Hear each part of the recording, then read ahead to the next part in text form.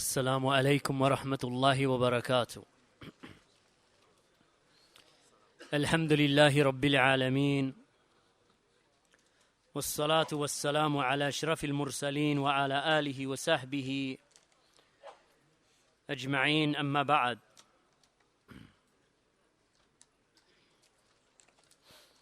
My brothers and sisters, there is a narration from Muawiyah bin Qurra that Salim bin Abdullah narrated to him from Ibn Umar radiallahu anhu, who said that I have never been more joyous in Islam more than the fact that my heart, that nothing entered into it of desires. This statement of Abdullah ibn Umar radiallahu anhuma that has been reported by Imam al-Lalaka'i rahimahullah ta'ala in Sharh Usul I'tiqad Ahli Sunnah, that I have never been more joyous with regard to Islam, more joyous than the fact that the desires never entered into my heart. Desires here referring to innovations and misguidance, that Allah subhanahu wa ta'ala protected him. Abu-Aliya rahimahullah ta'ala, he said that I do not know which of the ni'matayn, or which of the two bounties from Allah subhanahu wa ta'ala alayya a'adham, which of the two bounties of Allah subhanahu wa ta'ala upon me, or which one of the two is greater. The fact that Allah subhanahu wa ta'ala, that He removed me from shirk and He entered me into Islam, or the fact that Allah subhanahu wa ta'ala protected me in Islam from falling into desires, meaning innovations. The importance, my brothers and sisters, that the Salaf of this ummah used to place upon the Sunnah and Islam. Ibn Awn rahimahullah ta'ala, from the early Salaf, he said, Man mata ala al-Islam wa Sunnah, whomsoever dies upon Islam and dies upon the Sunnah, then for him there are glad tidings upon every goodness. There are glad tidings for him for every goodness. Imam al-Awza'i rahimahullah ta'ala, he said that I saw in a dream my Lord. In my dream I saw my Lord, the mighty and majestic. And he said to me, Ya Abu Abdurrahman, are you one who used to enjoy the good? Are you one who enjoys the good and you forbid the evil? Qultu bifadlika ya Rabb. He said, by your bounty and your virtue, my Lord. So then I said to my Lord, Ya Rabbi, will you bring my death upon Islam? Faqala was Sunnah. So my Lord, he said, and the Sunnah. Reported by Abu Nu'aym in Al-Hilya, rahimahullah ta'ala. Likewise, Ibn Waddah, from Imam Abdullah ibn al-Mubarak, rahimahullah, who said, he said, know, my brother, that death in our times is an honor for every Muslim who meets his Lord upon the Sunnah. Reported by Ibn Waddah in Al-Bid'ah wa ma ja'a fiha. Imam al-Marruzi rahimahullah ta'ala, from the 2nd and 3rd century, or from the 3rd century in essence, that he asked Imam Ahmad ibn Hanbal rahimahullah, Man mata ala al-Islam mata ala khairin. He said to him, whomsoever dies upon Islam, then he dies upon goodness. فقال له أحمد, so Imam Ahmad said to him, uskut. He said, shut up. من مات على الإسلام والسنة مات على الخير كله. He said, rather, the one who dies upon Islam and the Sunnah, such is the one who has died upon every goodness. Reported by Ibn al-Jawzi in Manaqib Imam Ahmad. Talha bin Ubaidillah al-Baghdadi rahimahullah, he said, it so happened that myself and Imam Ahmad, that we traveled upon the same ship. And I noticed that he used to spend long periods of time without uttering a word. And if he ever said anything, then he would say, Allahumma amitna ala al-Islam wa sunnah. Oh Allah, cause us to die upon Islam and upon the Sunnah. And that is reported in the Tabaqat al-Hanabila. So Imam Ahmad radiyallahu anhu, in his dua, he used to ask Allah subhanahu wa ta'ala to cause him and to cause us to die upon Islam and the Sunnah. And when he said to him, Al-Marruzi, and Al-Marruzi, of course, was from the great students of Imam Ahmad. He said, whomsoever dies upon Islam, then he dies upon good. He said to him, shut up, uskut. Rather, whomsoever dies upon Islam and the Sunnah. The Sunnah, my brothers and sisters, it is Islam. As Imam al-Barbahari rahimahullah ta'ala, he said right at the beginning of his Sharh al-Sunnah, he said, اعلموا أن الإسلام هو السنة والسنة هي الإسلام ولا يقوم أحدهما إلا بالآخر or إلا بالآخر. He said, and know that Islam, it is the Sunnah, and the Sunnah, it is Islam. And one is not established except with the other.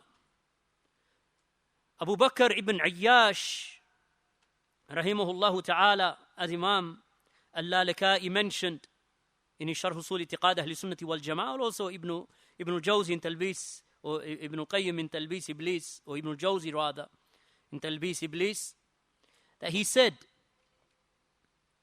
that if a man ascribes himself to a title other than Islam and the Sunnah, then you may attach to him any religion that you wish. It is Islam and the Sunnah, my brothers and sisters, wherein there is salvation. That's why Imam Al-Albani rahimahullah ta'ala, the muhaddith of this era, the Imam of the era, from the A'imma, a mujaddid from the mujaddideen, he said, Alhamdulillah ala al-Islami was Sunnah. Always was Sunnah, was Sunnah, was Sunnah. He said, Alhamdulillah, all praise is due to Allah for Islam and the Sunnah. So Ahlul Sunnati wal Jama'ah, this is how they are. Inna Ahl Sunnati wasatun bayn al-Khawarij wal Murji'ah fi masail al-Iman wal Kufr. So Ahlul Sunnah, the people of Sunnah, they are in the middle way in every affair. Just Allah subhanahu wa ta'ala mentions, وَكَذَلِكَ جَعَلْنَاكُمْ أُمَّةً وَسَطًا. Likewise, we have made you a nation upon the middle way, the balanced way. As Allah subhanahu wa ta'ala mentioned in Surah Al-Baqarah, لِتَكُونُوا شُهَدَاءَ عَلَى النَّاسِ, so that you may be witnesses over mankind. So you are the ummah upon the middle way, Sunnah, because the Sunnah puts you upon the middle way. So Ahlul Sunnati wal Jama'ah wasatun bayn al-Khawarij wal Murji'ati. So Ahlul Sunnah, that they are in the middle way between the extremes of the Khawarij and between the negligence of the Murji'ah, as it relates to Iman, or as it relates to faith and kufr and disbelief. Wa Ahlul Sunnati wal Jama'ah wa Ahlul Sunnah wasatun بين الشيعة والناصبة في حب وموالاة Ahl al-Bayt. The Ahlul Sunnati wal Jama'ah, they are in the middle way between the excesses of the Shia and the shortfall of the Nasiba as it relates to love and allegiance to the family of the Prophet sallallahu alaihi wasallam. So the Shia, they worship the family of the Prophet sallallahu alaihi wasallam and turn them into deities and gods that are worshipped besides Allah.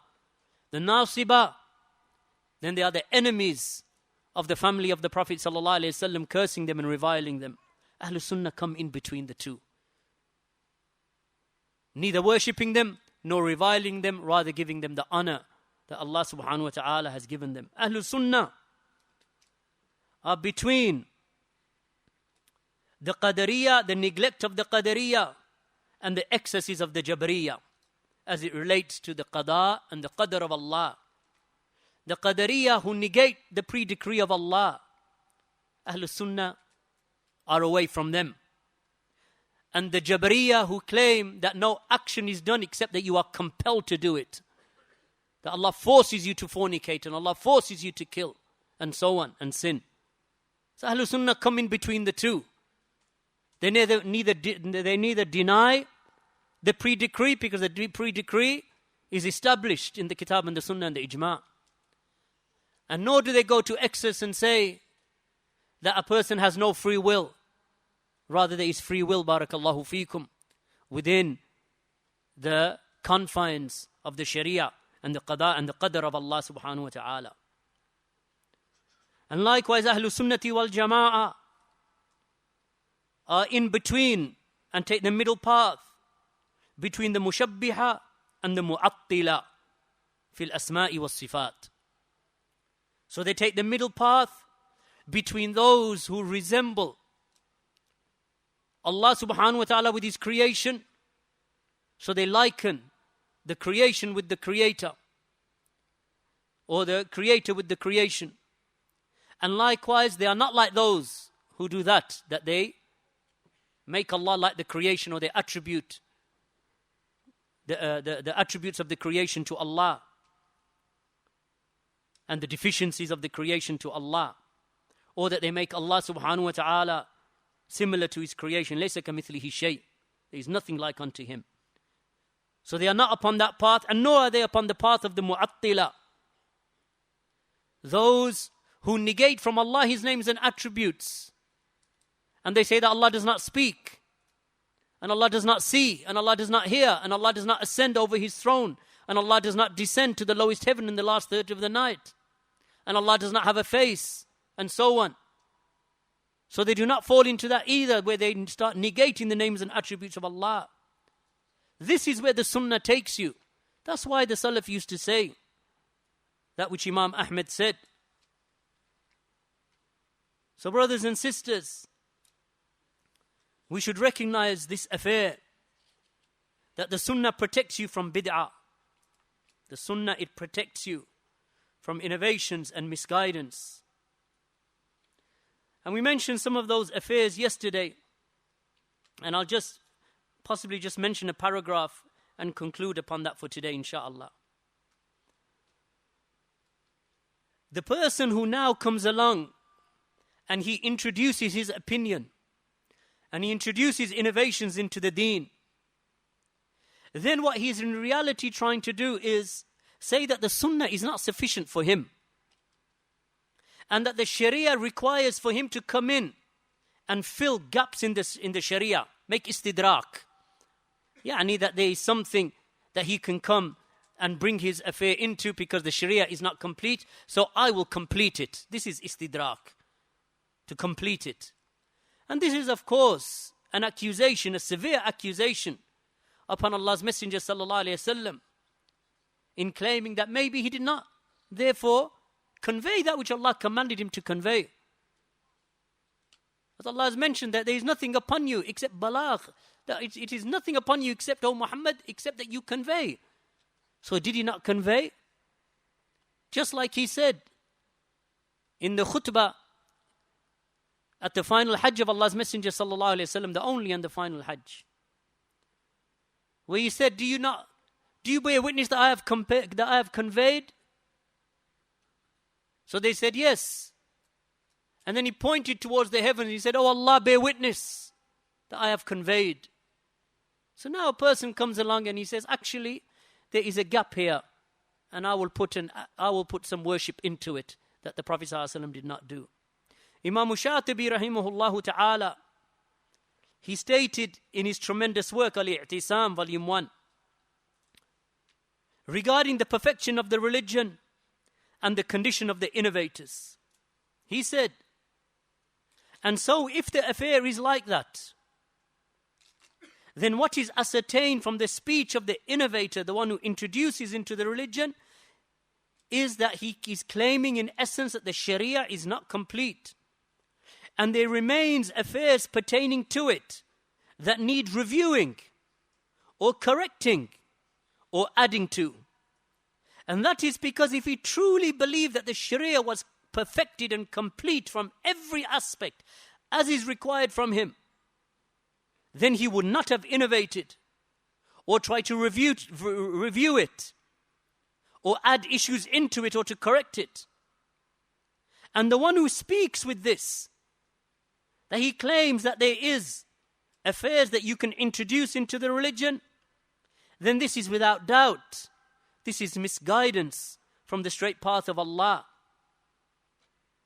And then he mentions that Ibn al-Majishun rahimahullah, he said that I heard Imam Malik rahimahullah ta'ala say, Man ibtada'a fil Islam bid'atan, that whomsoever introduces into Islam an innovation, seeing it to be hasana, seeing it to be a good innovation.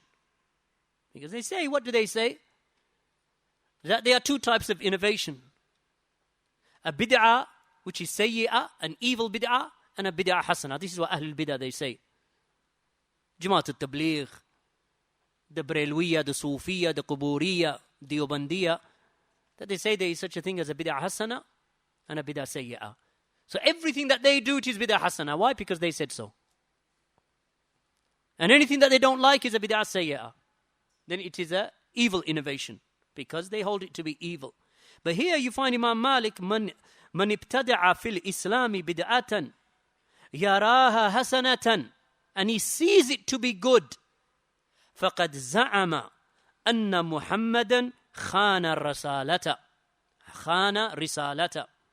That he said that such a person, then he has claimed that Muhammad sallallahu alayhi wasallam, then he has been treacherous with regard to the revelation or to the risala, to the message that he was sent with.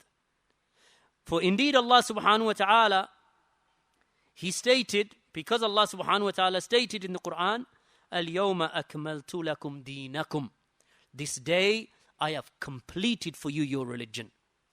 Who was Allah speaking to? The believers, the Sahaba. Lakum, for you all, for all of you believers, all of you Muslims, all of you mankind, I have perfected for you your religion. This is it, Islam. And I'm pleased with Islam as your religion.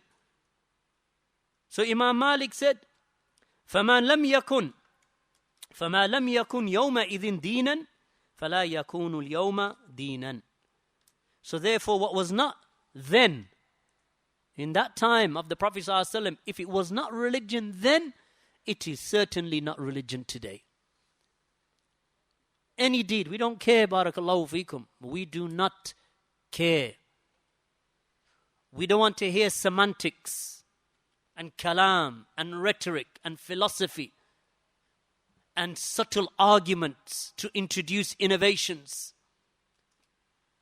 We only have one qaida, barakallahu feekum. فَمَا لَمْ يَكُنْ يَوْمَئِذٍ دِينًا فَلَا يَكُونُ الْيَوْمَ دِينًا. If it was not religion then don't ever try to convince me it's religion today. We are Salafi, barakallahu feekum. This is what it means. This is what it means. So we are not convinced. One should never fall into these doubts. You know, like sometimes, or a while back, some of the brothers, they said, well, you know, let's go to Green Lane because they have an institute that is teaching there, or individuals from an institute that are teaching there called Al-Maghrib Institute. I said, this institute is filled with modernists, Mu'tazila, magicians, and other than that, comedians even. Is that deen? Was that deen in the time of the Prophet ﷺ? Magic and sorcery and trickery and pulling rabbits out of hats? Was this deen in the time of the Prophet? Was that deen? Because they're saying it's deen today. They say it is a means of da'wah. It is a wasila.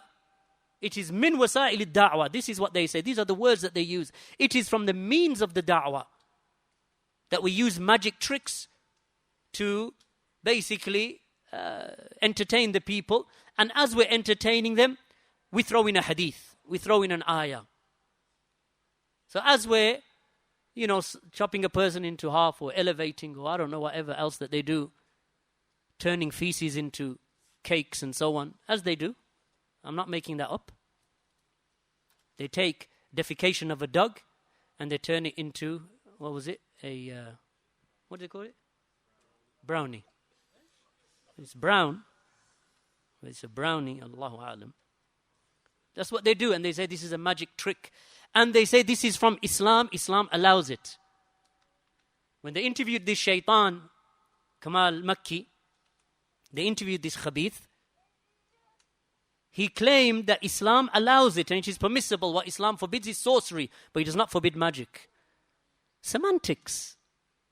Using kalam and this subtle type of deception. Well, that's not even subtle except for the one who is, his aql isn't in its proper place. Then maybe he'll get deceived. But these are the arguments that they use. And they sit up in Green Lane and then they say, we are Salafi. This is Salafiyah. I ask you, this is Salafiyah, ya ikhwan. How can we be deceived? How can anyone be deceived? And that's just one example. Our brother Abu Idris, Hafidhahullah Ta'ala, Muhammad, one of the brothers here, Mudarris, a teacher here. When we went to Hajj, I think it was last year or the year before, there were, amongst the Hujjaj, some of the brothers who were deceived by them. So Abu Idris spoke to them. And alhamdulillah, he did a good job. Jazakallah khair. He did a good job on them. And we were sitting in our room, myself and Abu Hakim. He came into the room and he brought, I don't know, maybe about 10 of them, somewhere in the region of 10 or 11 of them. And they had been affected by the ideas of Green Lane. So he said to them, speak to Abu Khadeejah. He knows Green Lane from 25 years now. Ask him. Whatever you want to ask him, ask him. I said, Ikhwan, I could sit here and from the top of my head, without any paperwork, anything, I could give you 20 errors in their usul from the top of my head and when they did it and what they did. 20 affairs.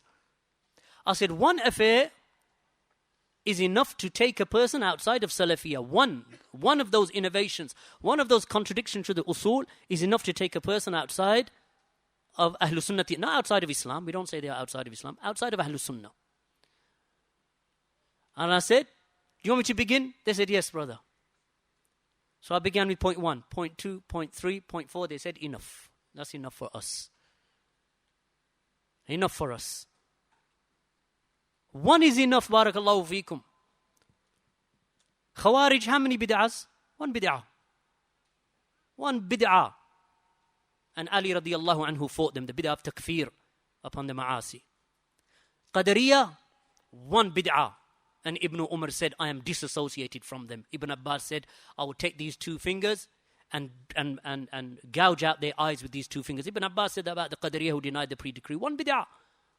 Murji'ah, one bid'ah. Iman does not increase and decrease. Then later, yes, they added more and more and more. But it began with one. Did the Sahaba tolerate one? Then what about their 20, 30, 40 contradictions? And then defending and being staunch upon their bid'ah. How can a person now come and say, Ya akhi, there's such and such fulan going there and fulan is going there. And mashallah, they have a nice reciter. Wallahi, ya ikhwan. Give my father the Quran, put him at the front, holding it in his hand. I prefer to pray behind him. Then pray, and next to you is a takfiri. On the right is a takfiri. On your left is a ikhwani. In front of you is Allahu A'lam politician. This party and Respect Party and Labour Party and whatever. two away from you, he's thinking about going to Syria tomorrow morning. This is what you're praying with, barakallahu feekum. No, ya ikhwan, wallahi. Some miskeen who teaches you 3 hadith, that's all he knows. And he gives you coffee alongside it, is better than sitting with them for 10 years. Because they will lead you astray. And the simple Salafi, who knows little, but he's sincere upon it. And he has istimrar upon the little that he knows. He continually worships Allah upon the little that he knows. He's better than all of them. That's why Imam Ahmed and his Shaykh al-Islam Ibn Taymiyyah and others used to say that the worst sinner from Ahlul Sunnah is better than the best of the worshippers from Ahlul Bid'ah. Because the sinner knows, if he's from Ahlul Sunnah, he knows that he has to repent to Allah. And he feels grief in his heart and nadam and regret for the sin that he commits. Like the man who killed 99. He was from Ahlul Sunnah. Not from this ummah, from the ummah that came before, from the nations that came before. But he followed the sunnah of his Nabi. And he knew that I have killed 99, I need to repent. He knows. Rather he killed 100 because someone sent him to a jahil. So he killed the jahil as well. But when someone sent him to a scholar of sunnah, when he sent him to a scholar of sunnah, look how he adopted the nasiha. And Allah forgave him. Allah forgave him and he hadn't done anything. What did he do? Nothing really. All he did was start upon a journey to leave the land where he was committing the sin. Allah forgave him. Ahlul Sunnah, when they sin, they know I am sinful. And they feel regret and they feel remorse. What is tawbah? What is tawbah except regret? It is nadam. Tawbah or repentance is nothing more than regret for what you have done in front of Allah. That you feel regretful for what you've done. Ahlul Sunnah, they're like this. Ahlul Bidah, they don't have this. Because every bidah that they do, they think they've done something good. So what are you going to repent for good for, as far as they're concerned? Ever seen a Sufi repent for prostrating at a grave? Never, because he doesn't think he's doing anything wrong.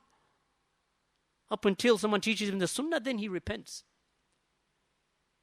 That's why the worst sinners from Ahlul Sunnah, the worst of them from Ahlul Sunnah are better than the best of Ahlul Bid'ah. As long as that Sunni is praying, barakallahu feekum, keep that in your mind. As long as that Sunni is praying, because without the prayer, he's playing with his religion. He's playing with the fire of kufr. So long as that Sunni from Ahlul Sunnah is praying his 5 daily prayers, and he repents to Allah for his shortcomings, and he feels that regret, then he is Sunni. And may Allah subhanahu wa ta'ala forgive him, and forgive us, and protect us, and hide from the people our sins and our shortcomings, and forgive us Yawmul Qiyamah for whatever we fall into of error and nisyan and akhta. Barakallahu feekum. Walhamdulillahi Rabbil Alameen wa sallallahu ala nabiyyina Muhammad wa ala alihi wa sahbihi wa sallam.